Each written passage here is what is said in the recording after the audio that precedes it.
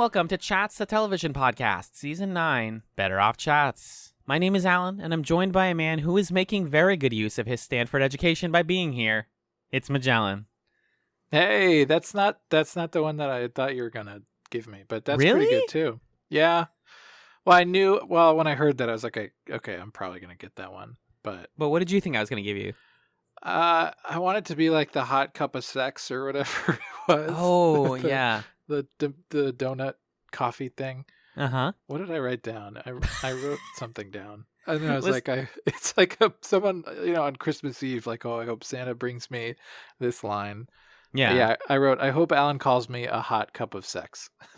That's what I wrote. I'm joined by a hot cup of sex. It's Magellan. Hey, what's up? I don't have anything prepared for this, but it feels good to get dunked into. Ew. What? Hello, everybody. It's Chatz, the television podcast. Doing my best. No, that's all you can do, right? I love that for you. Yeah. Thank you. We talk about television, and we're friends, and we chat about things, and we're Chats, and that's the show. That's your premise. Here we go. This week on Better Off Chats, Magellan and I watched the final episode of Better Off Ted. Good night, sweet prince. Do not go gentle into that good night, Better Off Ted. Except you are, so goodbye. This episode is Season 2, Episode 13, Swag the Dog. It was written by Michael A. Ross. It was directed by Lee Shalit Schemmel. It originally aired August 24th, 2010 on streaming services and DVDs. And Magellan, can you tell me what happened in the series finale of Better Off Ted? In this episode, Viridian implements a new reward system which Phil and Lem take advantage of. Ted and Linda try to stop office rumors that they are sleeping together, while Veronica gets stuck occupying the former CEO of the company. Alan, I got a question for you about Swag the Dog here. I have an answer for you. Go ahead. Was this a finale to you? And I don't ask that in any way. Sometimes I ask questions like that in a sort of leading tone, but I really have no leading tone here. I'm just curious. This is the last episode of Better Off Ted, right? So far.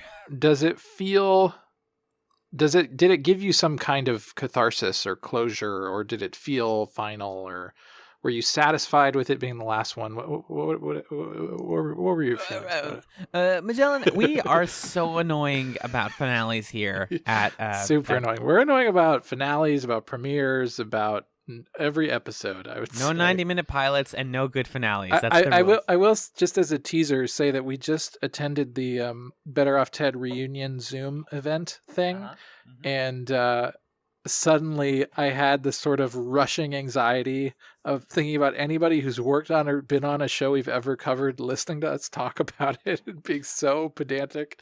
And I was terrified, but we'll talk about that experience later.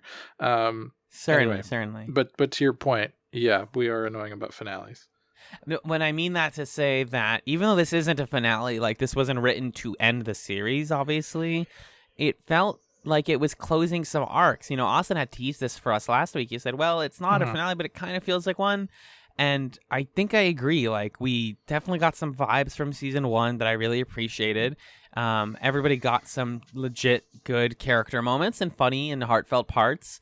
And everybody's arc concluded neatly for this episode. It's not like, Ted learned to balance work and home, or that Linda finally had her big moment. They kind of did, but you could totally see this being in the middle of a season, or as much as it is the end of a season, let alone the end of a series. So yeah, I think, I have a lot to say about this in terms of the structure of all of Better Off Ted, but I really enjoyed this episode, regardless of its function as a finale. Yeah. What about you? Yeah, I agree. I've been thinking about what it must have been like to watch this show when it was on, and to have the last episode aired on television be the one with Ted's brother, which is such a middling episode. It's funny, but it just doesn't really have the kind of coherent heart that the past 2 episodes have had. And then to be able to go to streaming services or get the DVDs and be like, phew, okay, cool. We got last episode where Phil and Lem had this kind of reconciliation friendship moment with Linda, which was beautiful. Ted and Veronica got to tie a bow on their sort of friendship, working relationship, complicated thing. And now this episode, benefits from the fact that those relationships have been resolved, basically. And so Phil and Lem get to just be Phil and Lem and do their thing. Yeah. Because there's like nothing else that they need to be a part of on an emotional level. Mm-hmm. And Veronica, same thing. She just goes and does a solo Veronica plot, which I don't think we had ever seen, to my knowledge. Can you think of another episode that had a solo Veronica plot? I can't think of one off the top of my head. The stuff with her boyfriend ends up bumping into everyone else. I guess, sure, yeah, the stuff with her boyfriend. But even Ted, like, kind of gets involved in that stuff, right? And then in this one, it's genuinely like Veronica does not interact with the rest of the cast. Yeah. She only interacts with the cool old guy. Yeah, and so what I really liked about Swag the dog is that partially because, so much of the weight of having to resolve things was lifted from the previous episode, it means that the core of it is the Ted-Linda relationship. And I felt like it handled the Ted-Linda relationship in a really, really touching, heartfelt way, which has not been true to the same extent of a lot of instances of the Ted-Linda relationship, right? Mm-hmm. Where it feels like they, I don't know, have been kind of like, at the beginning of the show, we thought that they were subverting Will They, Won't They? And then it just seemed like they kind of gave up on it, and they're like funny sitcom buddies, and it just never quite clicked in the way that it did in the pilot. But then in this episode, when I saw Ted and Linda joking together and stuff, it's like, yeah, I really could buy it, the two of them together. And I didn't think I wanted more Ted and Linda, but I thought that this episode actually did a really good job with that, and using that to make this episode feel like it made sense that it was the last one. Even if the final moment is not like a finale moment, it's one of those finales where you can sort of say like, okay, these characters, we've sort of seen like one of the more important chapters in their lives, and they're going to go off and live the rest of their lives, and we kind of know what it's going to be like, but we don't have to see it. And so that's the feeling that I got from this. So that was a lot for me, but yeah, I'm curious what you have to say about that. Yeah, it was a lot from you. No, I'm just kidding. I've always wanted to say that. I've always just had to get that press the red button under your desk and drop to the floor. My video turns on, it just says, stop talking. Yeah.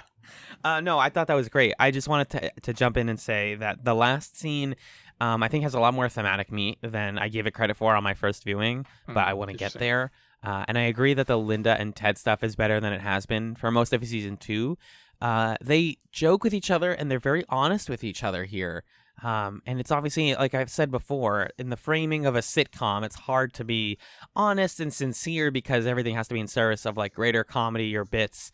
But, even Ted is saying like, oh, we need to let the sex thing die out. It worked for my parents. And I believe that's Ted who says that to Linda, correct? Yeah. And it's like, oh, like not a thing you would say to your random coworker, but a thing you would say to your coworker who you care a lot about, that you'd feel comfortable saying. I mean, yeah.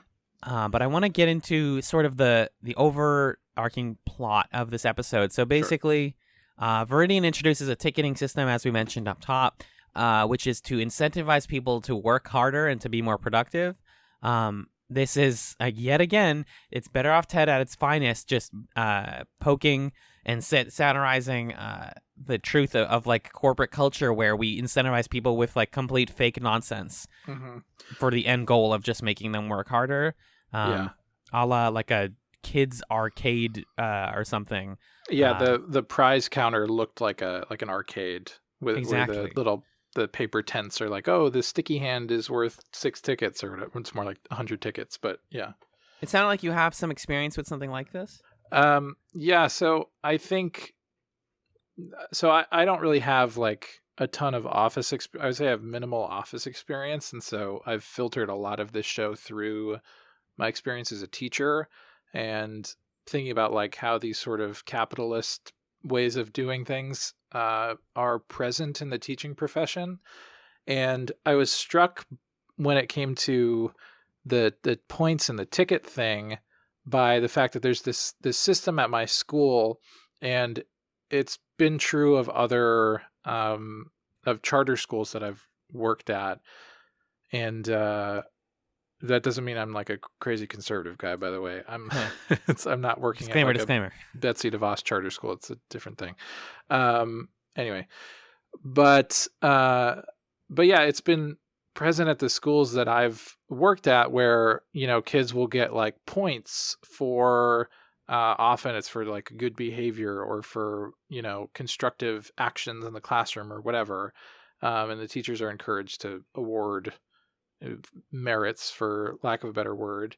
In one school I was at, they were literally called merits. And then this just happened at the school that I'm working at now, where kids get the points, and then at the end of the year, they got to like use their points to bid on gift cards, or in previous years it might be you earn a certain number of points, you get to go on a special trip or something like that.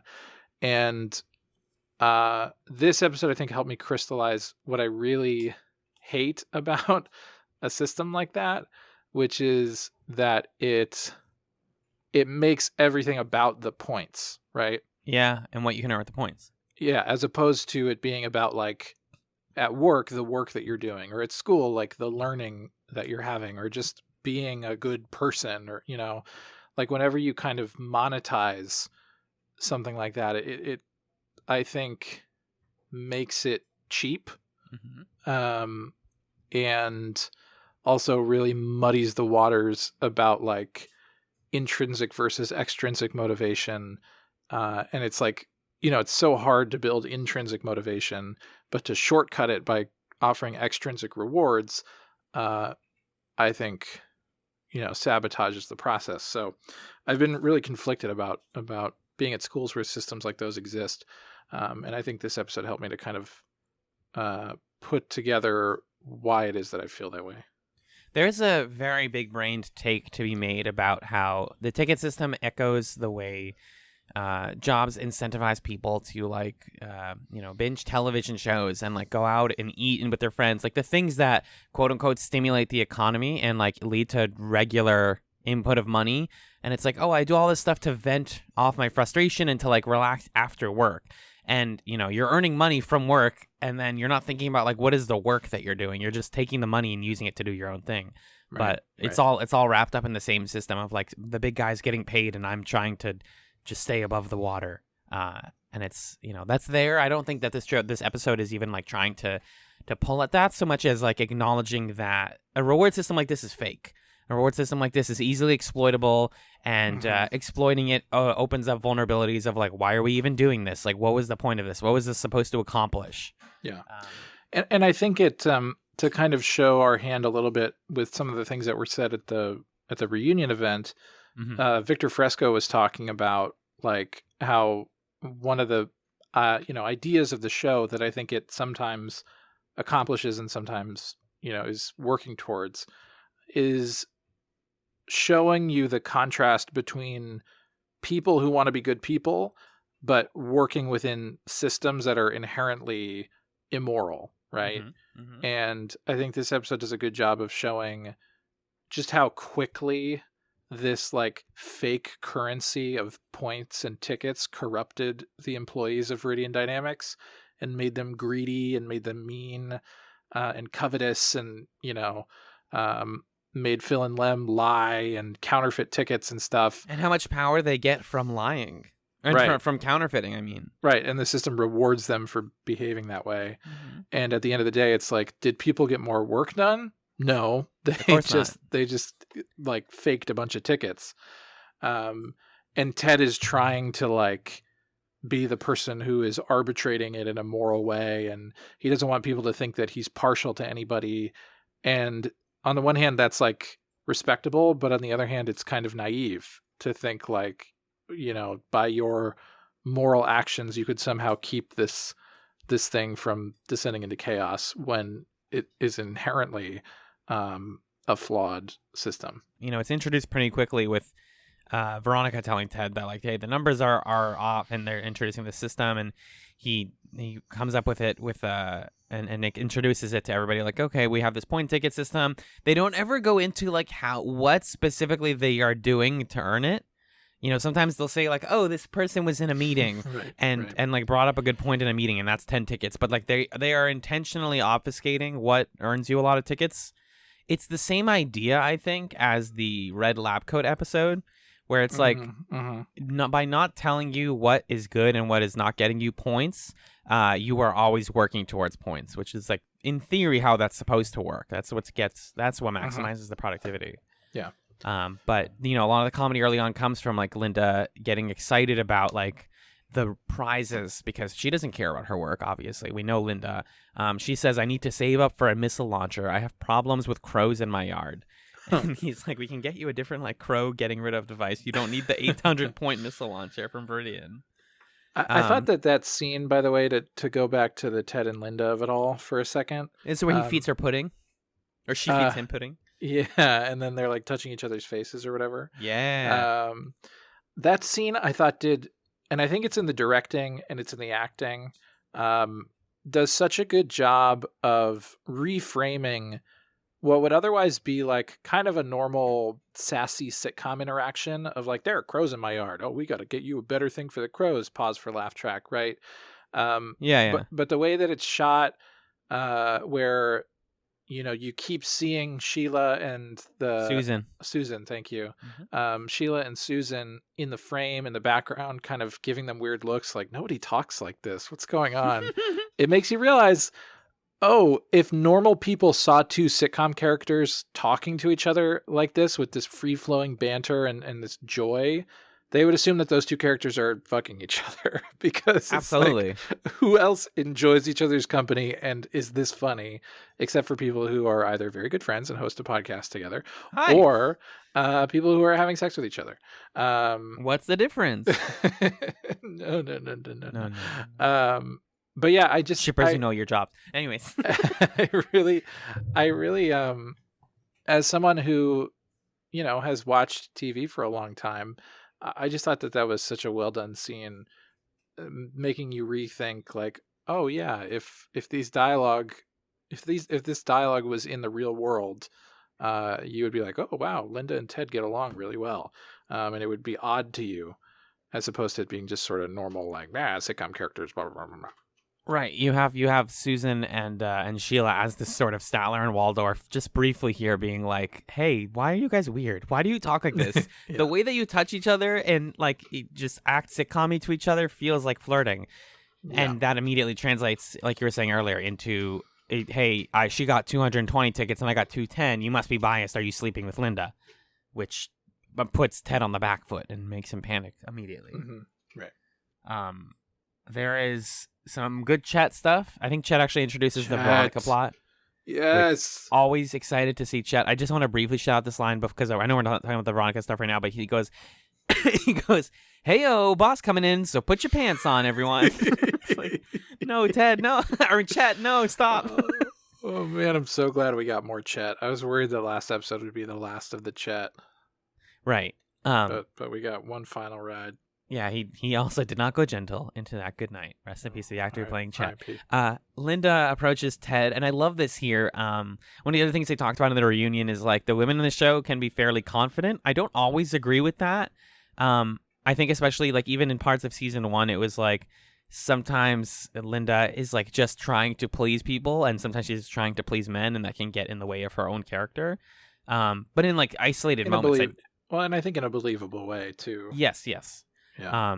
But here she is basically telling him like, it's actually fine that they think that we're having sex. Like, this is not, we can be adults about this, and it doesn't have to be anything about bias. Like, we're allowed to have, she's basically telling him like, I'm okay with this as it is right now. Mm-hmm. But he doesn't feel comfortable with it because, again, like you said, he doesn't want to seem partial to anyone, which gets back to this like constant digging annoyance that we've had with Ted, which is like, why not? You're allowed. It's not like, I know dating coworkers is a no-no. I know that for a fact. I understand that. Yeah. But you guys do not work, like, the dynamic is just weird. The Viridian dynamic is a little weird here, right?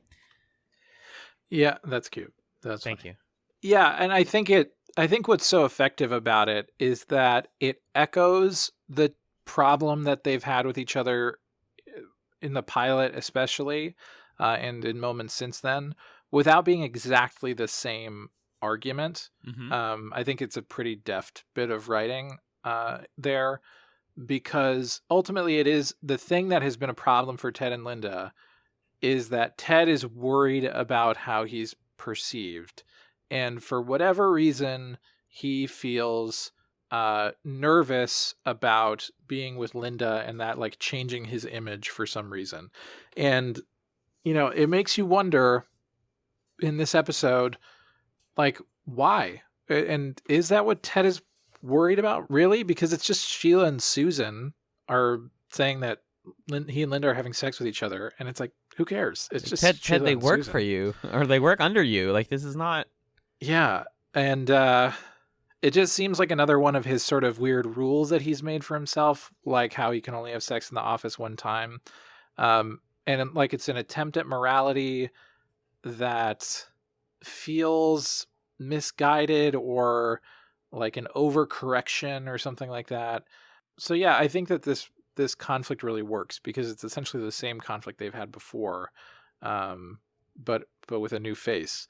And you can kind of feel for both of them because on the one hand, Ted is like, I want to do the right thing. I just don't know what the right thing is. I want somebody to tell me what the right thing is, because that's like how I operate with people just telling me what to do.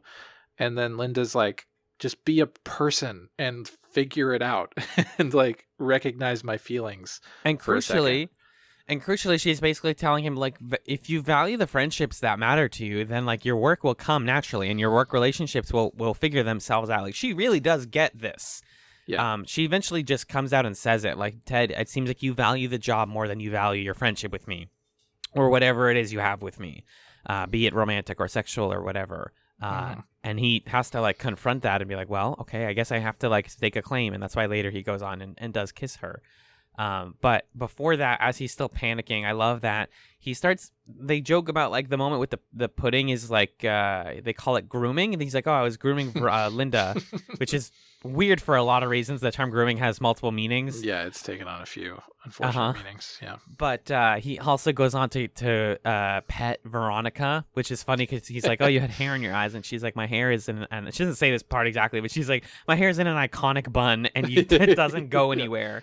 Yeah. And he's like trying to show her, but then they kind of flip it into like what could have been a weird gay joke, and instead was just a weird joke where there's this other guy, Lonnie, who walks by, and I feel so weird about this moment, but he does it to Lonnie. It was this like kind of schlubby looking dude, and Lonnie kind of likes it, and he says, I see where this is going, Ted, and I'm not giving you a firm no. Mm-hmm. And I'm like, what? I thought it was funny. It is funny. It's really well delivered. The guy who plays Lonnie is excellent, but I was just like, this makes me feel weird. But I think it's it's pretty much supposed to. It's just the show being cheeky with like Ted will do this to anyone, even a guy. Having between this episode and last episode, I've watched like 5 seasons of 30 Rock. Oh my god! It's been my thing that I've been watching this week. I didn't realize you watched that much. Jesus. Don't do that like you've never binged a show before. Come on. And I haven't binged a show like that in a long time. I'm on break. We were on a break. I haven't had work for a straight week. Anyway. Maybe it started more than a week ago. But anyway, having watched a lot of 30 Rock. 30 Rock is a great show, but there's also so much humor in 30 Rock that is like, this is funny because we said the word gay. Yeah. And so I think that's why I appreciated this moment with Lonnie, because it could be kind of lumped into that same camp of, oh, it's 2010 and we're still joking about people being gay, but like we're cool with it. Mm-hmm. But I think it's not quite that bad because it's just delivered in like a funny way. It feels like a piece with when the one character at the end of this importance of communicationizing went to Ted, she's like, you can do whatever you want to me or whatever. Right. It just feels like it's continuing the theme of every character being hopelessly horny for Ted. People at Viridian are weird, and yes, all of them are horny for Ted regardless of everything. Yeah. You just work with weird people sometimes who say weird stuff. I can confirm that. Yeah. But then this all wraps up in a really big like histrionic breakup because he's like, I think we should like publicly break up so that people think that this isn't a thing anymore.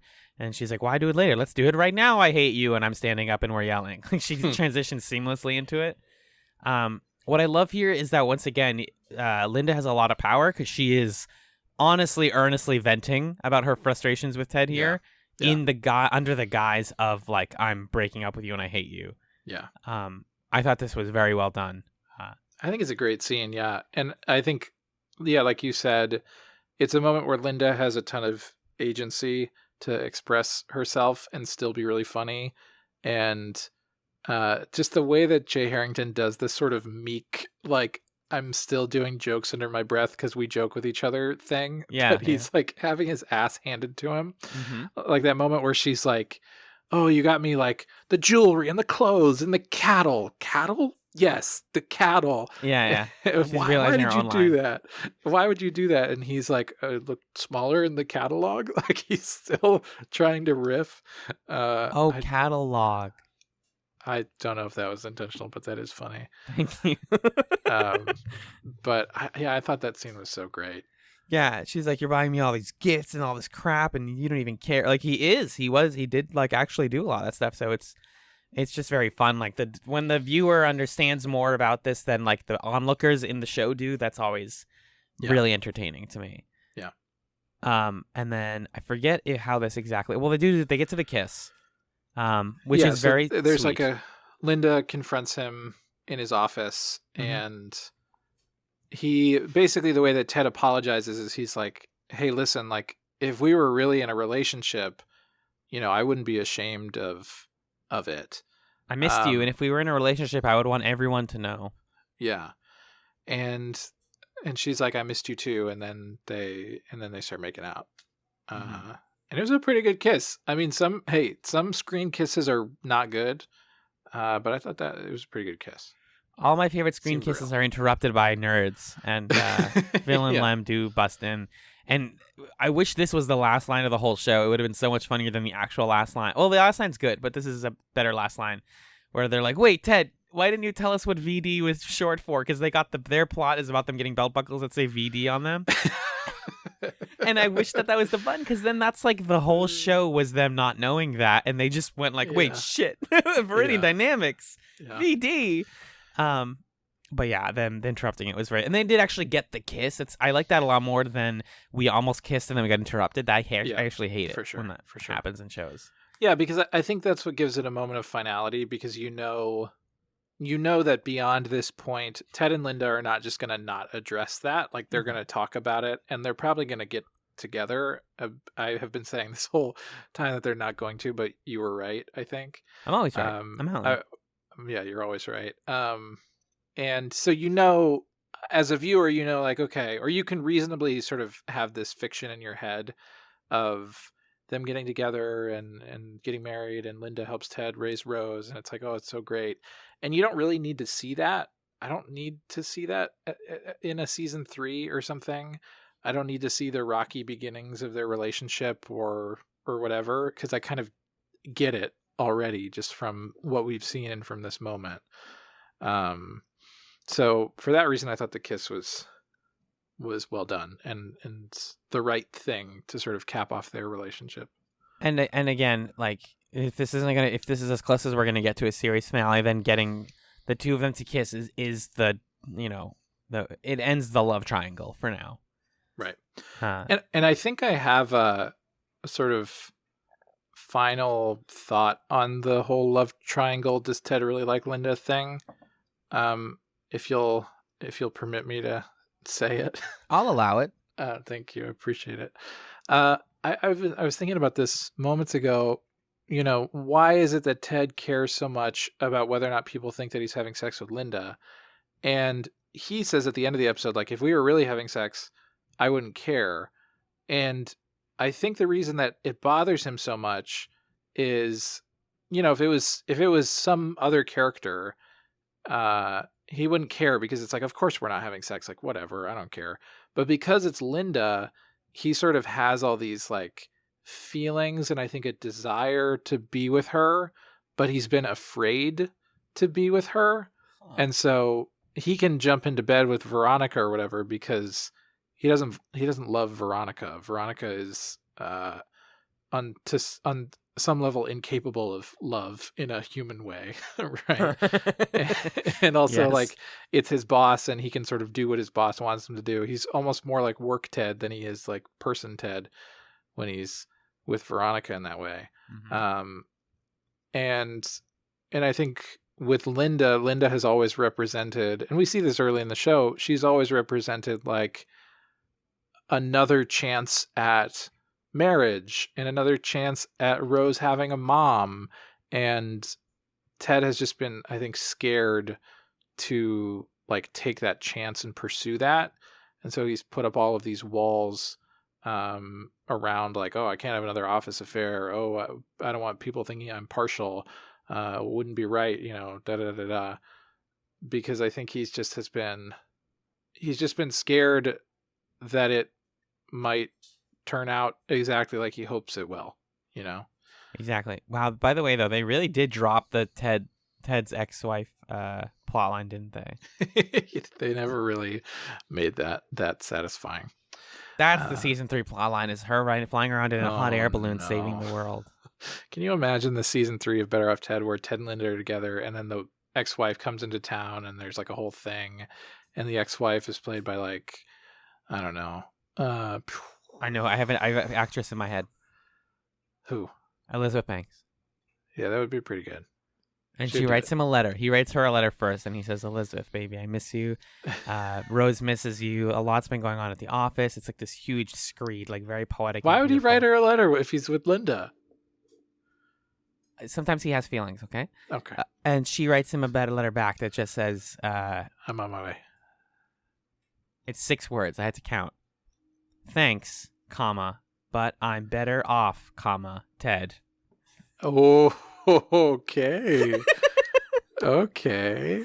And then she just sends it, like, throws it out of the hot air balloon like a paper airplane, and it lands like against his head. And that's basically the end of the show. And that part's set to like some 5 for fighting or something really like annoying. Oh, the season 3 that couldn't be. Sorry, this joke wasn't good enough. I'm gonna have to cut the entire thing out of the episode. You're not gonna keep me badly singing "Men weren't meant to ride." It wouldn't be a Chatz episode if you weren't singing. Clouds between their knees, I'm more than a bird. Oh, good episode. I mean, good song. Blade. It's 5 for fighting. Yeah. That's the one that would play during that scene. Perfect. We did That's what I was helping. I was yes-anding your bit, dude. And you're like, this bit's stupid. It sucks. I'm cutting it. I'm removing This it. is our relationship in a nutshell. And I'm here. I'm like, endlessly supportive, and I'm like, no, it. kill it. Phil and Lem have a good relationship. They want to buy They want to buy a marionette. That's them wanting to have a child, by the way, in case you don't understand how shipping works. They want to have a kid. Right. That's the thing that costs the most tickets that they're like, that would be sick. I think if you and I were scientists at VD, we would want to buy a marionette. Sure. But they changed their minds because it costs way too many tickets. And they're like, oh, these belt buckles are like a reasonable amount of tickets. And they just say VD in a cool font and they're black. And this is great. And we're going to earn our tickets. Mm-hmm. So they try to earn them for a while. They're getting bullied by another scientist named Richie. But very quickly they find out, wait, how do we get more tickets? We can't. We get like 10 tickets for a meeting. We're never going to have enough. And then they're like, well, again, I've said this before, but it's always funny that Phil and Lem, despite being busy, can always make time for projects. So they're like, well, we're going to learn how to counterfeit. And they just make hundreds and hundreds of thousands of counterfeit tickets. Phil says they spend hours on it, which is like, is nobody supervising you? Absolutely not. Richie literally comes in and like sees the counterfeiting machine and asks them for tickets and then leaves. And it's like, it took Ted walking in himself to finally be like, are you guys really? You really broke the economy right now. Right. But yeah, then like Richie tries to offer them a pie for some tickets. Everyone's like doing them favors. They're going mad with power. Money corrupts. It's a very cute plot, right? It is. It's very, very cute. I love this is again more jokes about what you can spend tickets on. They're like mid conversation, and Phil's like, wait, they're like, oh, we need 200, and we only have like 20 between us. He's like, actually, I only have 10 because I spent 10 tickets on Hillbilly Teeth. And then they say the rest of the scene with Hillbilly Teeth in.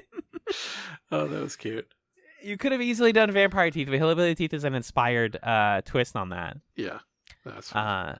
And you get them walking around. They finally buy the belt, and you get a little clip of. This is nice that we got to catch this. Malcolm Barrett, aka Verbal, his rapper name, doing "Revenge of the Nerds," which is a song that he produced around the time the show ended. Revenge of the Nerds. It's the Revenge of the Nerds. It's a good song, actually. And yeah, that's playing as they're like sauntering around, and then they go back to the office or go back to the lab. They get in trouble with Ted. They have to get rid of the tickets. Eventually, the way this goes for them is they leave the tickets out because they're like, well, it's, we can't just destroy these. And they're gonna shut down the stores soon, so we might as well just leave them somewhere and not look, and someone else will take them. And then, like, the fucking final shot of Better Off Ted is the two of them, like, watching as people devour each other over their stupid tickets for these fake prizes. Mm-hmm. It's weird. They're talking about, like, it's funny when they said this before, basically, like, oh, it's funny when, like, attractive people fight. And then they look behind them as people are, like, diving for the tickets, and they're like, oh, it looks messy. And then Phil goes, except for those attractive people, and that part looks very pleasant. And, like, that is the last line of Better. I know. Yeah. That makes you really realize that they didn't know. Yes. That it was the end. Because Magellan, if they knew, then they would have done the Veronica plot last. Because the Veronica plot feels the most, like, big scale, actually. Yeah. Or they would have, like you said, they would have ended. Or the kiss. With the kiss or something. Yeah. That. Yeah. It just is kind of a throwaway little coda at the end there. I do like Phil and Lem's sort of like Rosencrantz and Guildenstern little bit of analysis when they're like, I like it when. What did you think of that kiss that just happened? Like, yeah. Let's analyze that one. Yeah, and they're like, oh, I like it when attractive people kiss, and I'm sitting at home like, hey, me too. Yeah, that's great. I'm sitting in my underwear drinking my soda, being like, I also like it when attractive people kiss on TV. Yeah. This is good for me. Thank you. Take a bite of my Texas barbecue burger or whatever. Berg. I haven't had Berg in millions of years. But yeah, I want to cap by talking about this Veronica plotline because it's so out of left field. Like you said, to give Veronica a solo plot that introduces her to friend of the podcast and host of Full Metal Analyst Arthur, who is an old man that was the former I really brought that around, didn't I? He's the former CEO of Viridian Dynamics, and he comes back, and she finds out from him that there's like a secret treasure. This is legit. I'm not making this up. There's a secret treasure underneath Viridian Dynamics that he found like years ago, and he's hiding it, and they're gonna get it for a meeting, and he's gonna get his job back. Mm-hmm. And they go on this whole hunt where they follow clues and go around and sneak around and stuff. And they go into the basement, and she's like, what actually is this? And he's like, it's the most important thing ever. And they pull like a loose brick and some piece of paper, and it's like blueprints for stuff that's already been invented in the time since it was made. Like, I forget what they say. I forget what kind of stuff it is, but she's like, oh, okay, yeah, cigarettes cause cancer or whatever. Big secret. Right, exactly. Like stuff that has just been confirmed for years. Yeah. And he's disappointed because this means that they're probably going to fire him.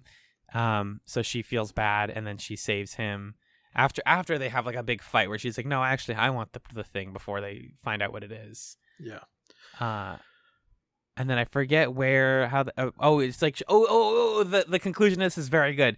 One of my favorite moments, I think, from the series because of the introduction of the stuff. She's telling Chet that she will threaten to reveal Viridian's worst secret ever if they have Arthur fired. And she says, Chet, I think that he knows about the stuff. And then fucking Chet's like, oh, that's fine. Everyone knows about the stuff. She's like, no, but he also knows about the thing. And he's like, oh, no, not the thing. It probably means he knows about the other thing, too. Oh, God. Yeah, that was pretty good. I almost called you something in this scene where Ted is like, oh, good thing they didn't have to worry about the stuff. And then she goes, don't joke about the stuff, Ted. It can tell. And it doesn't like it.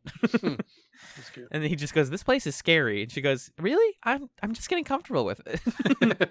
I like Ted saying this place is scary. Yeah, it feels like a capper on the series. It's like him finally going like, what is this? Yeah, right.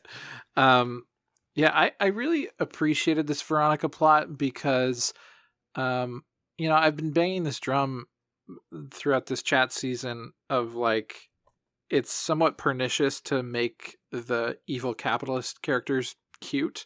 And, it's so easy to do that when you have someone like Portia de Rossi in the role, who's just very endearing. Yeah. And I think that this plot line makes Veronica likable and a little bit more human in a way that I think works. Because to bring up 30 Rock again for a second, just because it's in my mind, Jack Donaghy is, I think, a similar character to Veronica, where he is. Sorry, I had to put down my drink to say, "There's a hole in your mind." But please go on. Jack Donaghy's a similar character to Veronica in that he is, an unrepentant capitalist, evil businessman, right? Business person, right? And he, will spout sort of capitalist ideology and not bat an eye or whatever. And also he is kind of like the face of, this is the kind of person who succeeds in roles like this. They're a little bit soulless. They're a little bit shark-like. They're whatever. And so much of, and I do think that 30 Rock is guilty of this too, where Jack Donaghy is like too funny sometimes. Lemon, come on. Yeah, or like too charming or whatever. And it's like, but he's a dangerous guy. Like, we don't want to make him that funny. But so much of 30 Rock, they will show Jack like failing in his business life, or they'll show him realizing how, if he was his former totally soulless business self, he would have done something that now he thinks is like kind of lacking in humanity or something. And so you see him over the course of the show temper what it is that business has done to him to corrupt him. And I think that this plot is similar for Veronica, where she sees one of the more like corrupt, inhuman aspects of the business world, that they're just going to take this guy who's given his life to the company and toss him out. And she helps him because she thinks that that's wrong.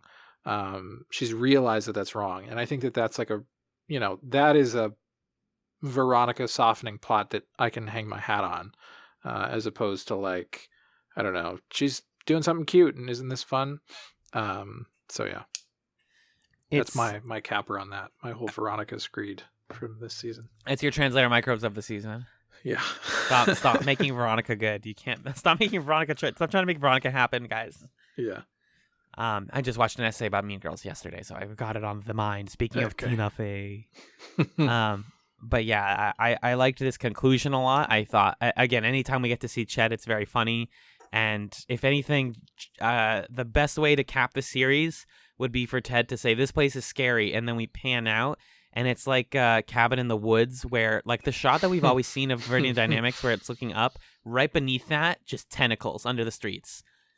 Just like tentacles and people screaming and like upside down crosses, and it's like buck wild. That's where I wanted it to go. Right. And I think that's basically the episode. I want to talk about, what we thought about Better Off Ted overall, what we liked about it, what we didn't like about it. And referencing my last point, I definitely feel like, we've talked a lot about how the pilot of the show is still really holds up as one of the best pilots of its type, one of the better sitcom pilots, right? Mm-hmm. But it kind of sells the show. Maybe this means that it's not a great pilot because it sells it as a lot more sci-fi or a lot more satirical than it ends up being. Because we definitely, like, week after week have been like, this satire is good, but it just feels like the energy is so different than it was in the pilot now. Like, it's a different kind of satire, if that makes sense. Yeah, I think it's also, I wonder,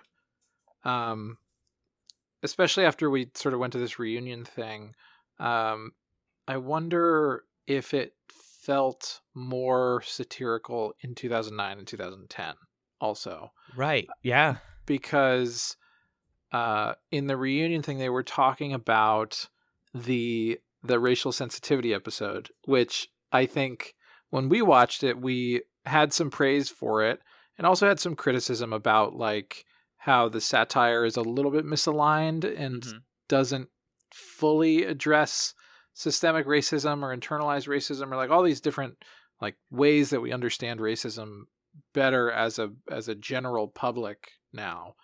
But then while we were watching the reunion, I was thinking about like,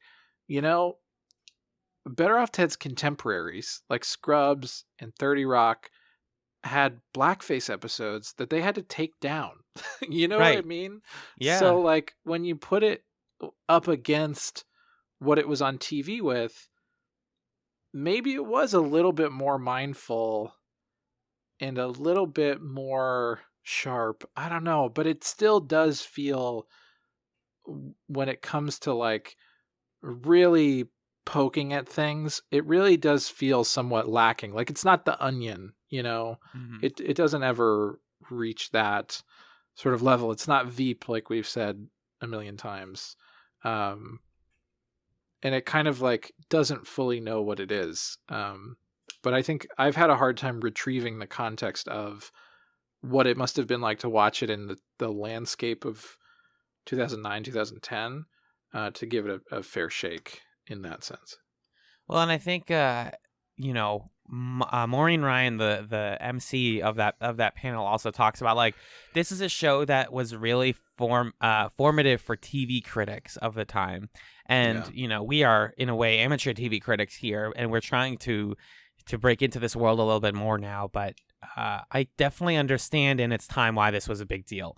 We're going to be talking about our next season's show soon. And a lot of the reading about that show was like, wait, this is good for its time. But immediately you look back on it and it dates itself so quickly because comedy does that. Comedy always dates itself really quickly. But again, as you just said, in comparison to its contemporaries, I think Better Off Dead is better, or a bit better at this stuff. I still will wince when Malcolm Barrett says the show is actually really woke for its time, and I'm like, no, Malcolm. Can't believe he said that. That's a real thing on that panel. Malcolm Barrett was like, he basically breaks in and goes, "This show is pretty woke for its time," and it's like, no, like you know. Yeah, this. and Portia de Rossi's like, Victor Fresco is a feminist, and it's like, come on, stop! You don't have to say that. Stop it.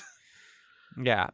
And then sometimes it just reminds me that we live in a different universe from like people who work on TV and film, right? Yeah, and yeah, like who knows why they're saying those things? I mean, maybe it's because they want to make Victor Fresco feel good, or they want to feel good, or they genuinely believe it, or whatever. And I think it's like not an anti-feminist show. It's not a racist show, right? Right. So like, I can see where someone's coming from when they call it those things. But I definitely also did wince. Like, okay. Holy smokes. I don't know that I'd call Better Off Ted woke, but I don't think I'd call any show woke, honestly. Even if it was, I wouldn't say that. Yeah, I couldn't name one off the top of my head. Harley Quinn, the TV show, the HBO series is woke. Trying to think about a joke where someone wakes up on a show, Pushing Daisies, maybe. This joke is going nowhere. Anyways, Better Off Ted is a show that also, in a way, I like that it doesn't go anywhere huge. Like, this is a comfortable show that I feel like I could easily rewatch because I don't have to go. And we talk a lot about how we're generally pro-serialized television on Chatz. So we like that stuff a little bit more because it gives us more to talk about. It gives us more to think about. But having an episodic show like this means I can just jump in on anyone and I can watch Racial Sensitivity right now. I can listen to a script read of Jabberwocky and be like, yep, I get it. I know who the characters are. I know what the premise is and I'm in it. And that just works really well. And that's a 20-minute format that was successful for a lot of other shows that went on way longer. Yeah, and I will say something to Better Off Ted's credit when it comes to satire and social commentary and the sort of bigger things that it's trying to address. I think, first of all, just the sort of mission statement that Victor Fresco sets out, that, again, is accomplished at times, I think particularly well in the pilot. I think it's accomplished well in particular other episodes. That mission statement is so clear-eyed, that we want to show how you try to teach morals to your kids, but then you go to work and you do immoral things because you need a job. And you just sort of live with it because you're like, I'm an adult. This is the adult world. This is just how it goes. There are things I can't change.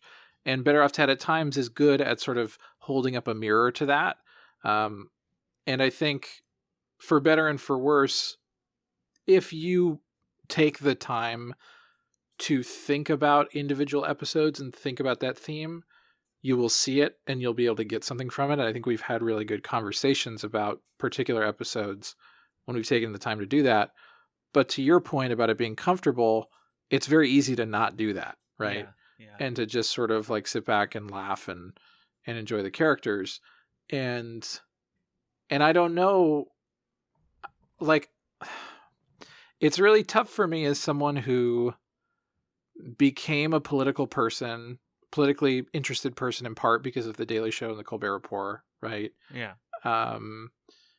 And someone who just loves comedy, I really have to wonder sometimes, like, can comedy and like difficult commentary genuinely coexist in an efficient way, or are they like, somewhat, do they create friction between each other? Do they take things from one another? And I don't really have an answer for that, but I think Better Off Ted is hampered sometimes by the fact that it's like, how do you get someone to laugh and turn their brain off and turn their brain on and think about themselves and their life at the same time? It ends up being a little bit like, what is the viewer okay bringing to this? Because within the confines of something like network television, especially in 2010, there's only so much you can say without like standards and practices coming down your throat. And I really didn't mean to say that the way that I did, but kind of Sure. gunning down your throat more and more so. And you have to be able to tell a story that has like symbolism and wit and charm, and some people now say it also has that plot development and arcs. Like, it's the fact that any TV show gets made is a miracle, and I feel like we say this at the end of every chat season, but like, right. We try our best to analyze that stuff, and like sometimes it is hard from a modern perspective to say, hey, this doesn't hold up, but it's valuable, and those shows exist for a reason. Like, shows exist and art exists in its own time and exists today. So yeah, I think there's a lot of value too in like thinking about Better Off Ted as a satire, and would this show work today? Yeah. And I think just maybe my last point on this is also the inherent tension within the sitcom format between sentiment and satire. Like, you can have a kind of warm laugh or you can have a cold laugh, Yeah. And there are shows that I really love for giving me warm laughs, like Parks and Rec and Scrubs, and I don't know, I'd have to think a little bit more, but there are other shows that I feel that way about. And then there's shows that are great for a cold laugh, like It's Always Sunny or Veep or Seinfeld, or shows that like are cynical, but like have something to say because they care more about having something to say than they do about wanting you to fall in love with the characters, making you feel good or comfortable, making you feel good, right? Exactly. And I think Better Off Ted, it struggles sometimes to like balance those two things, whereas other shows don't even bother to try to balance. And so maybe it's to the credit of Better Off Ted that it does try to balance those two things. And I think that brings us to something else I want to talk about, which is the aforementioned Better Off Ted reunion that Magellan and I just right before recording attended over Zoom, where Maureen Ryan, TV critic for Variety.com, I believe, moderated a panel which had the main cast of Better Off Ted. It had Malcolm Barrett, Jay Harrington, Andrea Anders, Portia de Rossi, Jonathan Slavin, and then also Isabella Akers, who plays Rose, it is weird that she was 9 and she is now 19, and it's weird that they also like repeatedly acknowledge it, but that's neither here nor there. It's just the fact of the matter is she's much older now, and it's like weird watching someone who you just watched as a 9-year-old be like, oh, she's an adult now. Oh, she's on like Instagram and she's like talking with them and she's an actress, and oh god, time is weird. It's weird, yeah. But yeah, they did a reading at Jabberwocky. Victor Fresco was there too. I don't know if you said. Sorry, yes, Victor Fresco. I was trying to remember his name, actually. They played Malcolm Barrett's music video for Revenge of the Nerds. Yep. Which features all the main cast of Better Off Ted. It's very charming. It's great seeing Ted and Linda as jocks. That's a cute moment in the video. Yeah, people should just watch it. Yeah, that's on YouTube. And we should link it, right? I think we can link it. We can link Revenge of the Nerds. Why not? Yeah. And then. Yeah, they did a reading of Jabberwocky all the way through, which was really fun. They even had some other actors from the show come in and reprise their very brief parts. Mhm. I was bummed as hell that they weren't able to get the actor to play Chet because he's no longer with us. But the guy they got is like this Croatian actor who's on ER or Such was a on. weird choice, I gotta say. Like, did not seem ready to play Chet at all, and I was disappointed by that. But Because he was a dramatic actor, and yeah, exactly. Chet is a character who like reads so normal on the page, and Eerily normal. the guy who played Chet brought this energy that like you really have to be a character actor to nail that. And vibe. they got like handsome ER guy, and I'm just like, this doesn't work at all.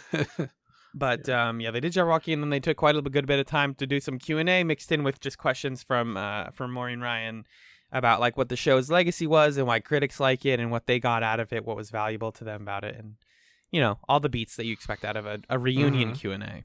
And this was all for charity.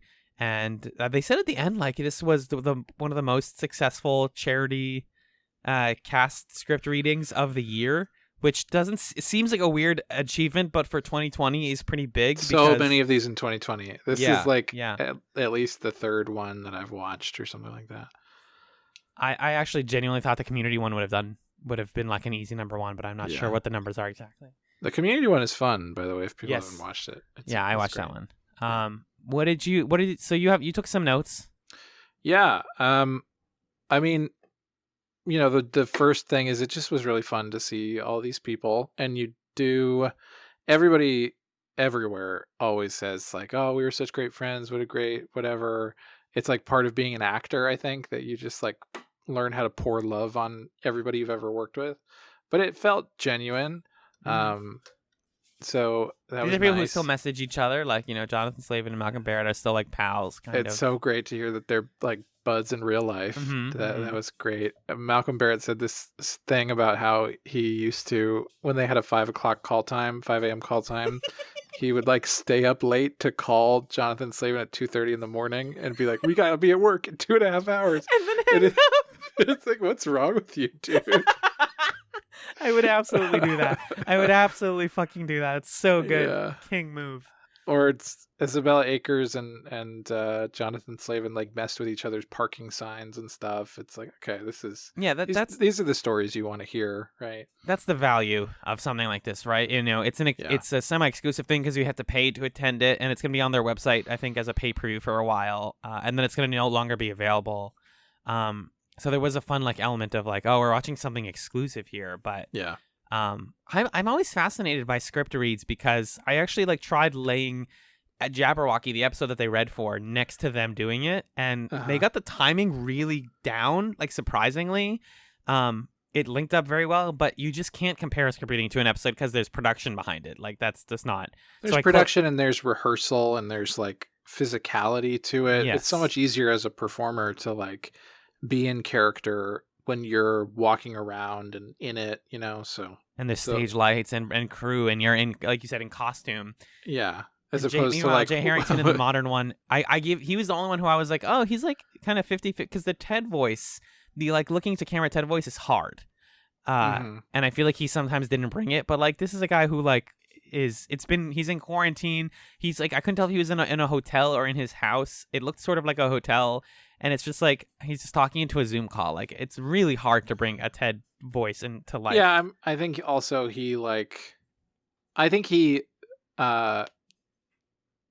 vibe that I got from him, like he's a very, very thoughtful guy, and he really understands like the show and Ted as a character. And I think he rightly said that like Ted is a really well written straight man, and it's just how much can you make that pop when you're reading off the script, right? Like your role is to sort of let people bounce off of you and be normal, so that everybody else can be funny. And Jabberwocky as an episode doesn't really give him like a ton of funny things to do. He's reacting to Linda mostly. Yeah. And then also he, I think his voice got deeper because he got older. So yeah, that was the first thing when like Isabella Akers didn't speak for a while. I was like, what does she sound like? And then I was like, oh, she's a 19-year-old. Like she just sounds like a girl now. Yeah. Also Portia de Rossi like being in what looked like either a sauna or a shed with like no legitimate microphones. A lot of them like were not well mic'd, which is fine. They might have just been like on their laptops or their AirPods or whatever. It's so funny. Like you can tell that Janet Varney is a voice actress because she did this. She did the stage directions and she like had a microphone and like knew how to position her webcam and stuff. Yeah.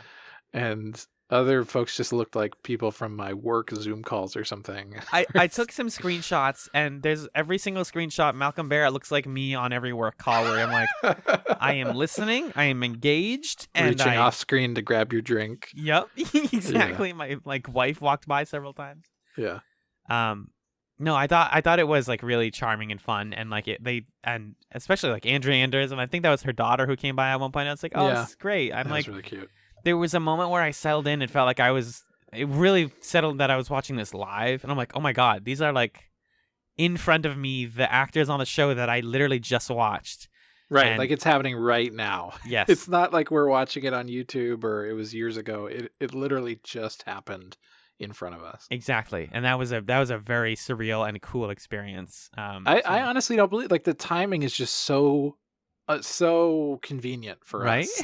Right? Just finished. And then they did the cast reunion. It's perfection.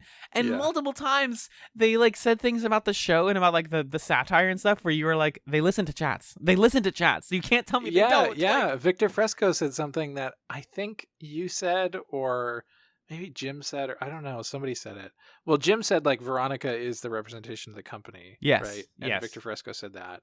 And then Victor Fresco said like, you saw the characters in the show, like the higher up you get in the chain of command, the more soulless you are. Right. Which is also something that we said. Mm-hmm. And then Jonathan Slavin said something about like you can put characters in any combination and it's fun. And it's like, that's what we've been saying for fucking 5 years. So we got to copyright. We have to change the name. We can't call it the Whedon test if we're going to copyright it, but we need to copyright it. We can call it the Slavin test.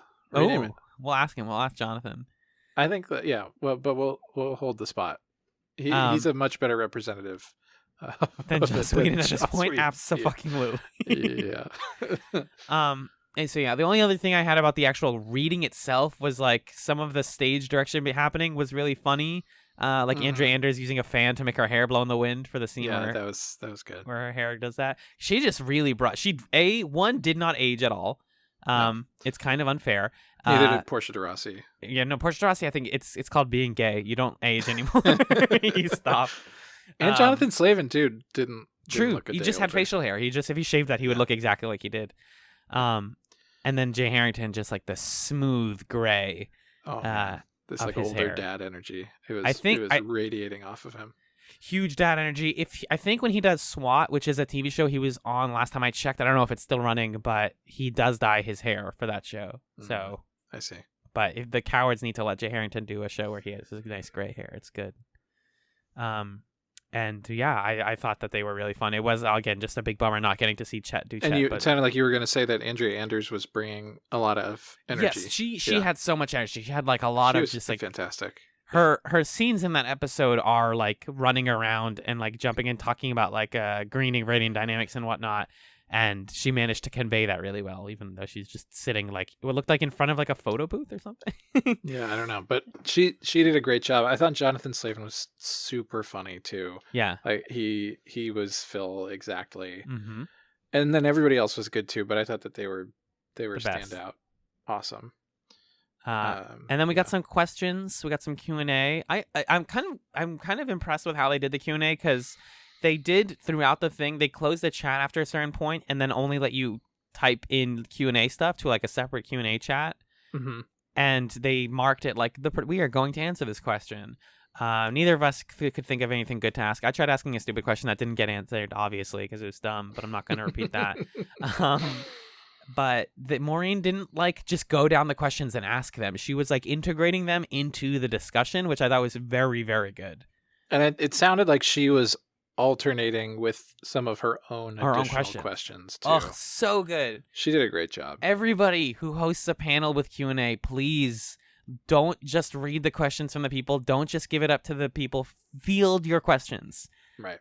I know it's a little bit of extra effort, but you're going like If she didn't do that, question 1, are you guys still friends today? Question 2, when is the reboot happening? Question 3, what would your character be doing in 2020? Like, question 4, how are you staying sane during quarantine? Like, that's what it would have been, but it ended up being a lot more engaging. Yeah. Um, Were there any like kind of standout questions or standout answers from either her initial Q&A or her initial conversation with Victor Fresco or that end part? I think it was a question about resisting Vereni Dynamics' like pull on you. And I thought it was funny that somebody in the chat was like, I work for a big corporation and this show is true to life. And I was like, Jesus Christ. I know it, but it's weird to see it happen.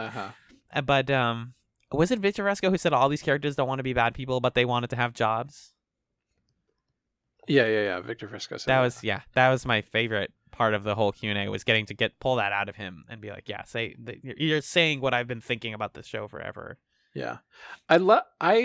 I really love it. I don't know why, but when the showrunners of comedy shows seem like the scariest, most serious looking people ever, like Victor Fresco seemed intense. He looks like he could be a supervillain easily. Yeah. And then as soon as the cast showed up, he was like joking on them and pranking them. And like the guy who played Chet, he was like, so he was the only guy who has to get paid or whatever.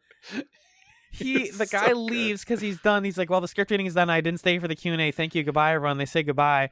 And then what does he say? He's like, what was the first thing he said? I don't remember. Victor Fresco makes some like kind of sassy comment about him, like being like, oh, he wasn't that good. And then he comes back and he's like, I didn't leave the call. I heard that. So and then he leaves again. And then, Fresco's like, he was the one who asked to be paid. And I was like, oh my God, these guys are adorable.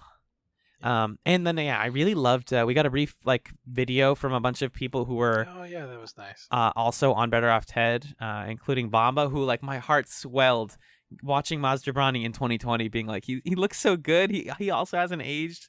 Yeah. He's being like, you're all my friend, and I was like, oh my friend, my habibi. Like 14-year-old Alan watching him on YouTube I felt like a kinship with him right there. And the woman who plays Sheila had a cat and was like making all these jokes about the show. It was so good. Yeah. I thought it was really great. What was your favorite part from the Q&A? I'm skimming through my notes here. There were a couple things that we learned that I think were useful information. So we had a question a while ago about where did the idea come from for the fake meat episode. Because Portia de Rossi was like, oh, if I could have any Viridian Dynamics product, it would be that. And she was like, that was before that was really happening, right? And Victor Fresco's like, yeah, I read an article theorizing about it or something, and that's where I got it from. So that question that we had earlier this season was answered, which is cool. I thought Isabella Akers was very nice. She was like so polite to everybody and like, thank you for teaching me things. And Jay Harrington was like my real dad and stuff. That was sweet. Yeah, let's see. Malcolm Barrett and Jonathan Slavin being best friends was fun. There's a lot of footage of them on YouTube, like right after Better Off Ted, around that time. Then I highly suggest people seek out if you just want to watch them be friends for a little bit. There's like they did a Reddit AMA, which is a little awkward because it's from 2011, but it features them being very expressive and uncensored. Yeah. We learned that Malcolm Barrett really wanted Charlie Day to be his white guy in the racial sensitivity episode, which would have been so awesome. The world we could have had. Yeah. But that was funny. I really like this metaphor that Victor Fresco dropped partway in there where he described creating a story as starting a fire from an ember, and you have to like, blow on it and nurture it until it just sort of gets away from you and starts burning out of control, which I thought was cool. And then, I don't know. There's like, of course, the brief conversation about like, would you reboot it for streaming? And Victor Fresco was basically like, no, but he hedged and he was like, maybe. And Portia de Rossi was like, yes, I would love to. I think my favorite thing that I learned is that Portia de Rossi hated working on Arrested Development. It seemed like, There's a couple of suggestions that she was like, I've worked on some other shows before that I wasn't like, the management wasn't as good as this one. And then later she's like, this is the best show. Not all showrunners are like you, Victor, or whatever. And then she's like, this is the best show I've ever worked on. Yeah. And there isn't a lot else it could be. She's not on like a ton of television shows. Yeah. And she said like, this was my favorite experience as an actor or something, that's just really interesting to think about, because like Arrested Development is so clearly the thing that she's known for. But she loved Better Off Ted, which I think is nice. And then we learned, big time, and we'll link this too, that when they did The Importance of Communicationizing, they did a bunch of alternate takes of people insulting each other with much dirtier lines. Nasty BOT. It's not just like, oh, you fuckface or whatever. There's some like, there's some like Urban Dictionary words that they throw in there. So we'll link that too. You can check. It's like a 2-minute long thing. It's kind of surreal, but it's very fun. And they were talking a lot about how fun it was to record that and how it had them cracking up. Because they actually produced that. Like usually you make something like that and then you don't like release it, or you don't do it on screen to like during the time the cameras are rolling, but they like made that. Yeah, they intentionally made it for the YouTube channel or whatever. They talked about like in 2010 when you like show a producer like, this part's going on YouTube, they're like, you're making a viral video, all right, whatever guys. Like, we're making a TV show, this is much more important. Yeah. Yeah, it was fascinating. I thought it was a really cool experience. It was wonderful. And I also thought this season was really cool, Magellan, to be honest with you. Do you have a highlight from season 2? Oh, because I think we did this last time, like a favorite episode of Better Off Ted season 2. Yeah, I do have one. I do have a favorite, but can you guess what it is? I need to pull it up. I was giving myself time to do by you doing that. I honestly think It's My Party Not Life I Want to as a standout. Just last week with Chet and the Kid Mafia and all that. That's a good one. I think season 2 overall is more quantity of jokes, even if the plots were a little bit less sillier or like more nonsense. Yeah, I have the sense that season 1 was stronger, but looking back at this, season 2 had some good stuff. I think. Beating a Dead Workforce, best Chatz discussion. Sure. Yeah, for sure. Yeah. I think I really liked. I really liked the last episode, Swag the Dog. Yeah. I just think it's a great ending.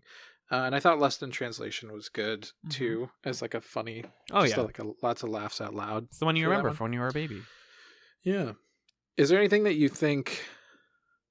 Here's my last question, then we can talk about what's next for Chatz if you want to. Yeah. Do you feel like there's anything that you need more from the show? Like if there had been a season 3, you would have liked to see this, or if they do bring it back, you want to see, or, that kind of thing. So they talked in the Q&A about like, in regards to wanting to reboot stuff, do you also feel like the show has influenced other series? And I think the best stuff to come out of Better Off Ted has been implemented and will in the future be implemented in other shows. Like, I don't need... I like this cast a lot. I think these guys are all great. But I'm not so fond of them that I'm like, please bring back like Slavin and Barrett and Harrington and Anders and DeRossi and all of them. The fact I just came up with those off the top of my head is incredible, by the way. Just godlike. I think you can do an office comedy with satire and a little bit of sci-fi. And even if you want to take it out of the office, like just give me like make this take place entirely in the lab. Like give me that stuff. There's a lot of like avenues from coming off of Better Off Ted that you could do that I would like a lot more. That's what I want out of like this show's legacy and what it would lead into. Yeah. Give me my Phil and Lem lab series. Make it about the interns. Make it about like everybody else going there. Lean into that stuff. Make them canon gay. Like I don't know. Just do more of this and make it modern. Yeah. And it doesn't even have to be these people to me. Right. Yeah, I agree with that. I think I was trying to think like, is there anything that I would have wanted from a season 3 that they didn't get to? And not really, I guess maybe more where does Ted and Linda go, but I don't really want that. I don't really want to see that. I think they just did it in this episode particularly well. And so season 3 would have just been more concepts and more jokes and stuff, and that would have been great. But it's like, do we need it? I don't know. And having seen a lot of shows do the reboot season, Exactly. I don't want that. Yeah. Arrested Development was such a shit show when they rebooted that. And like, I watched Gilmore Girls over the summer, and Gilmore Girls reboot season was good, but it was not. You didn't need it. But yeah, you don't need it really. There or the last season of Gilmore Girls, it wasn't the original showrunner and whatever. So like the original showrunners came back and did a reboot. Fine, there's like contextual reasons for that, but content wise, it's like not that necessary. Right. Yeah, I just can't think of. I can't think of an example of a reboot season of a show where I've been like, I'm so glad they did that, except for Twin Peaks. Oh God. And you I think fucker, you piece of trash. I haven't finished it. I know I haven't finished it, but it's good. I know it's good. It gets way better than what you've seen. It gets turbo better. Okay. But that's the only example of a show with a good reboot season, I think. And the reason that it's good is because David Lynch was like, you thought I was going to do more Twin Peaks? Fuck you. Yeah, I'm doing my own gonna thing. do David Lynch stuff instead. And that's why it's awesome. So yeah, so I don't need more Better Off Ted personally. I really love this cast, and I'd like to see them in stuff and see them be funny more. Yeah. But like, I think that they made a great thing, and it's this small little wonderful show that, you know, you can revisit and watch through in a matter of a week or something every couple of years, and that can be what it is, right? It doesn't have to be anything else besides that. I agree, Magellan. Yeah. Can I hype up the next one for the kids now? Yeah, so we are concluding season 9. Oh, we didn't say it, by the way. Happy New Year, everyone. Oh yeah, that's because it's not the new year for us yet. We're recording a week ahead. But welcome to 2021. Is it better? Please. We don't know yet. Is it better? Anyway, yeah, and we are going to be starting season 10 of Chatz, a television podcast. We are ending our 5th year. No, yeah, we are ending our 5th year and beginning our 6th with Alan. You want to hype him up? Hit him with the theme music.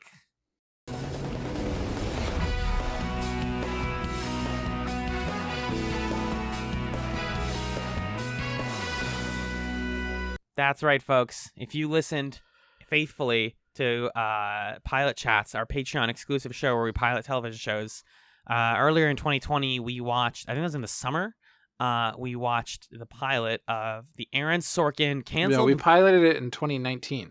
Oh, shoot. Was that long ago? Yeah. Wow, what a long tail on that. Yeah. So in 2019, we piloted Aaron Sorkin's maybe canceled before it's time. You'll have to find out. Single season drama comedy Studio 60 on the Sunset Strip.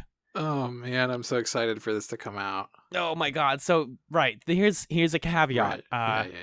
You are not going to be hearing us discussing this week to week necessarily. I mean, you are. Like, you're going to hear an episode of Chats every week for the next, at least, I think it's 13 weeks. Yeah. We recorded those episodes throughout the summer of 2020, throughout the... From March through to, like, August or something like that. Right, yeah. It's late spring into the summer. With our friend Six Demar from Scanline Media, who was with us for the entire journey. The highs and the lows, I'm going to tell you from now, mostly the lows. It's an interesting season of television. It's really, I think that discussion is fascinating throughout. All of those episodes have been edited already. So we both have access to like a full mix of Sunset Chats. But what we're going to be doing as they're coming out is we're going to re-listen to them week by week before they come out. And then if we feel like they need a little bit of disclaimer up top, like, hey, this part, or, this discussion is now dated for XYZ, we're going to mention that. Maybe we'll try to put a little bit of commentary on like what we think about that now, having thought about like re-listen to the episode. So we'll try to include stuff like that here and there. But for us personally, if you're wondering like what are Alan and Magellan going to be doing for the next couple of months, we're taking what we like to call a productive break. We are not going to be recording regular Chatz episodes for this entire break. We are going to be sort of banking another season and thinking about what down the line the rest of 2021 is going to look like. We already have a lot of big, very exciting ideas in the works, both for the Patreon and the main feed. Yeah, I think the bottom line there is for you as a listener, your experience of listening to Chatz will not functionally change, right? At all. You'll still be listening to a show or watching a show 2 episodes a week, and you'll get to watch along and listen with us. It's just that we happened to record this a little while ago so that we have some more. Recorded it when, we were in quarantine, and what the fuck else are you supposed to do? And now it affords us the opportunity to skip a week and sleep in, or, put our brain on other things, or do promo stuff, or experiment with other content or whatever. So I think you're going to see you might even see more stuff from us as opposed to less. But for us, paradoxically, it'll be easier, which is, a little magic trick that we're doing. It's editing magic right there. It's also a time capsule. We have been putting these episodes in a box, basically on a hard drive, just sitting, waiting to hit the feed. So I'm really excited for people to hear these. And I'm excited for the break. It'll give us time to recharge our batteries and to plan for a happy, healthy, good relationship to our work year in 2021. And please email in about Sunset Chats and stuff, because we'll still punch in and record email segments and stuff as those come in. So engage with the show to the extent that you want to, and we will engage with you as well, because if you listen to our newsroom season, you know that we love to talk about the works of Mr. Sorkin and his vile deeds. His crimes and his horrible deeds. Yep. Yeah. So anyway. Yeah. And if you are, we'll take it into the plug zone, I think. Yeah. But if you're a patron, we have our Patreon, patreon.com/chatspod. You are not going to see any break there. So the Patreon stuff is going to keep going, just so that people who are paying us or are supporting us monthly will continue to get the content that they are voting on over there. Yeah. Oh, and with Sunset Chats, I should say, next Sunday on the feed, the episode you're going to get is our original pilot Chats episode. Yeah, from back in 2019. From back in 2019, just about the first episode of Studio 60, talking about whether we should cover it or not. So if you are a spoiler alert, we cover it. So if you are a patron, you will have heard that episode before. If you're not a patron, it gives you a taste of what that looks like if you're interested in becoming a patron. And then the Sunset Chats episodes themselves will start in earnest the following week and come out every Sunday as normal.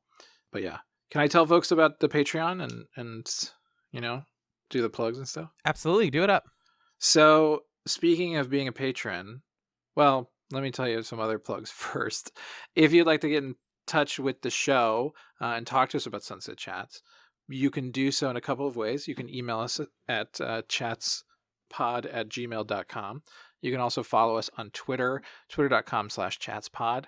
You can join a community of fellow Chats listeners over at reddit.com/r/chatspod to discuss previous seasons. I believe they're in Freaks Chats now, or they will be soon. Right? Is that true? They're thinking of doing that? Yes, they are. Okay, cool. Which is another fun, was it canceled before its time show to dig into if you want to do that. And please consider rating the show on Apple Podcasts or other podcast platforms to help us get a little more exposure. Share the show with some people you know. We're really trying to make a push in 2021 to grow the audience. And so anything that you can do to help, we would really greatly appreciate that if you feel that we are creating a quality product. If you'd like to support the show with your money and not just with your words and your actions, but with cold hard cash points, you can do so over at patreon.com/chatspod. And you get a few things if you do that. At $1 a month, you get access to some old commentaries, as well as my solo X-Files podcast that comes out when I'm able to do it, the Chats Files. And now, this is a new thing. Whoa! All patrons, $1 and up, now have access to the Chatz, a Television Podcast Discord. Holy shoot. Yeah. So you can come in and join us and talk TV and music and movies and whatever. And you can peek in on us when we're recording. If you want to, take a little listen. What are they talking about right now? Oh, shouldn't be in here. Oh, I should go. But yeah, so that you have access to that now, which is great. Yeah, the Discord's going to be a really fun space for people. I know we have a lot of different regular Chatz fans and friends of the podcast who get at us in various different ways, like email and Twitter DMs and all that. And now we can kind of collate it for daddy and get it all in one exciting place. Yeah. We might even start doing stuff over there that is more substantive than just chatting. Who could say? Yeah, who knows? So that's at $1, and once in future patrons have access to that. So if you can only be with us for $1 for a month, you're still welcome in the Discord and all that. $3 a month gets you access to our thrice monthly bonus content, pilot chats, commentary chats, Chatz nights. You know the vibes.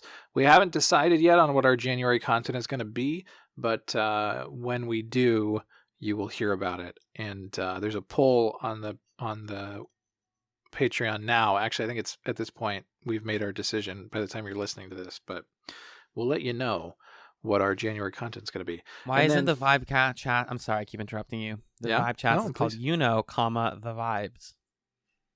You know the vibes. The vibes. But it's the vibes. I know, but I'm just saying it works with the comma. I get it. Yeah, that's funny. Thank you. That's pretty good. Thank you. That one felt sincere. I took a second take. And then $5 a month, you do it because you love us, and we really appreciate that. I want to kiss you on the forehead, politely and socially distant. Yes. So yeah, that's that. Alan. Yes. Do you have any chatsums? Because you're not going to be able to give any chatsums for a long time. Yeah, that's going to be the other weird thing, right? Is all of the chatsums on Sunset Chats chatsums. They're crusty old chatsums. Yeah. So this is my last contemporary chatsum. I mean, maybe if you follow my Twitter, I'm not going to give it out right now, but if you do follow my Twitter, then you know that I recommend stuff on there occasionally. Here's my last chatsums. Okay. One is a YouTube channel. We love YouTube. Why wouldn't you watch YouTube all the day, every day? It's quarantine, baby.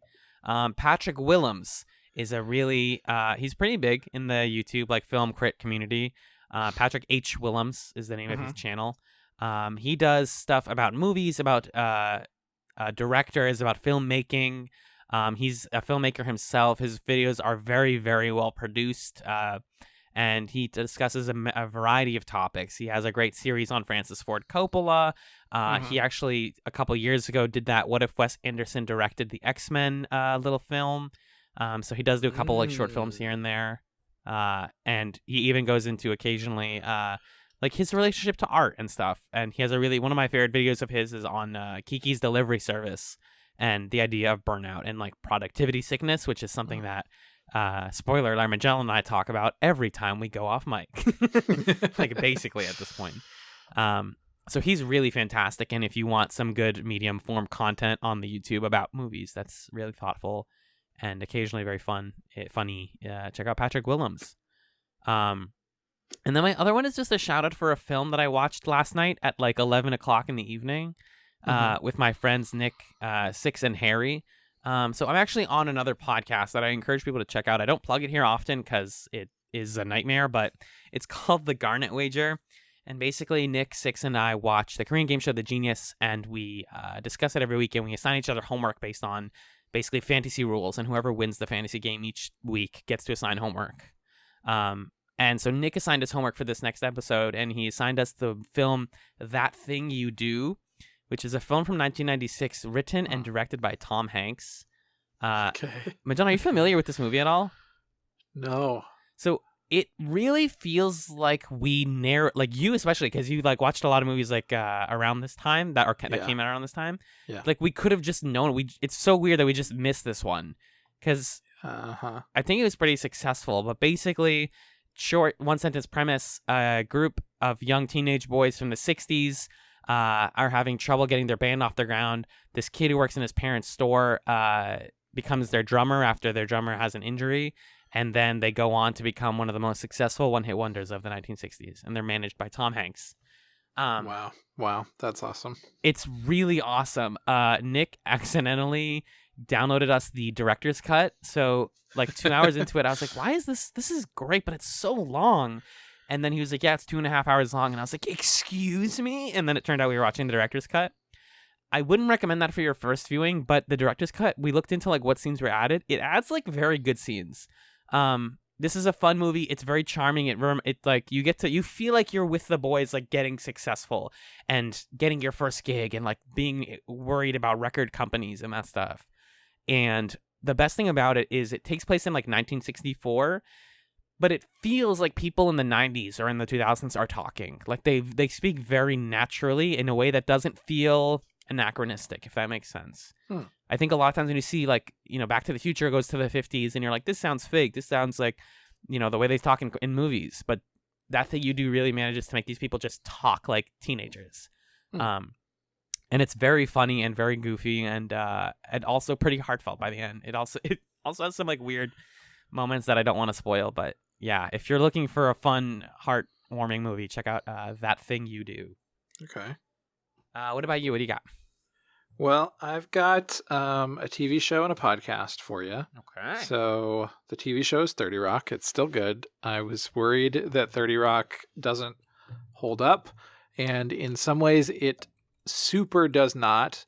But it is still a really, really quick, sharp, funny show. And I have been laughing my ass off watching 30 Rock. So if you haven't revisited it in a while, I will put the disclaimer on it that it definitely is one of those shows that thought that it was funny for people to be overweight or funny for people to be gay, and that sucks every time it happens. It sucks. Joke's on you, I'm both.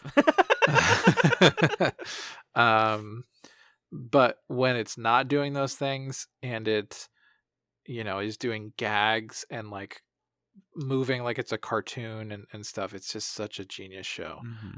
So that's my sort of recommendation with an asterisk for 30 Rock. And then a new podcast that Alan you turned me on to, actually. Yes. And I thought that you would wreck this one. There's a new Star Wars podcast out there, everybody, from the hosts of Waypoint and Friends of the Table. Is that right? Yes, correct. And also many of these people also did the Waypoint series on Pride and Prejudice that we recommended when we covered Pride and Prejudice. It is called A More Civilized Age, and it's a podcast about not the old Republic, like the old Republic, but like the sort of Clone Wars. The Galactic Republic, starting with episode 1 and going into the prequel trilogy. Yeah. That era of Star Wars times. So they did their first episode on The Phantom Menace, and they're going to watch Attack of the Clones, and they're going to watch the Clone Wars, and they're going to sort of cover this particular period of time in Star Wars history, which I think is just a really interesting way to do a Star Wars podcast. And they are really experienced critics, really great voices, and I encourage you to check that one out. Yeah, very, very diverse perspectives too. Some of them like only read the books, some of them know all the movies and stuff by heart, and then some of them are like, what's Star Wars? I watched 7, 8, and 9 and I don't understand anything. So yeah, a lot of variety on that. I felt weird about Chatz doing that one because I'm like kind of in this, I'm like 1 degree of separation from Austin Walker. So like we could be playing games like sometime this month maybe. Like I just feel like I feel really? weird being like he's my pal. Yeah, I mean he's in like a lot of the Discords that I'm in. So I didn't know that. Yeah, Austin's he's a cool guy. I also almost met him 2 years ago at FlameCon, but it was a whole thing. Anyways, A More Civilized Age, really, really good podcast. And more importantly, it's giving me an opportunity to finally sit down and force myself to watch the Clone Wars cartoon, which I've been putting off for like a decade. Yeah. Yeah. Awesome. Great. Hey guys, that's Better Off Chats. And that's the last Chats that's being recorded in 2020. So thank you guys very much for being supporters and fans and listeners. If you're new to the show, thanks to Better Off Chats. We encourage you to check out our older seasons and to stick with us for the new show and check out the Patreon and all the stuff over there. If you're a long timer, thank you. You're amazing, and you're the reason we keep going. I forgot. It would have come out by this point, but over on the Patreon, by the way, We just 5-year did. anniversary chats. Yeah, we just did an episode where we did a commentary of the first episode of Farscape, our first show that we ever covered for Chats, and we talked a little bit about the last 5 years, and how we have felt about it, and it was a nice little time. So you can, for everybody $1 and up, can go check that out as well. Yeah, it's a good excuse Yeah. if you haven't rewatched the Farscape pilot to watch it with us because it Yeah. holds up really well. It's fucking good, man. And you know what else is effing good, Magellan, is you, because What? you are the rock to my hard place, as Aw. always, now and forever. And hey, guys, thank you for listening to Better Off Chats. Peace.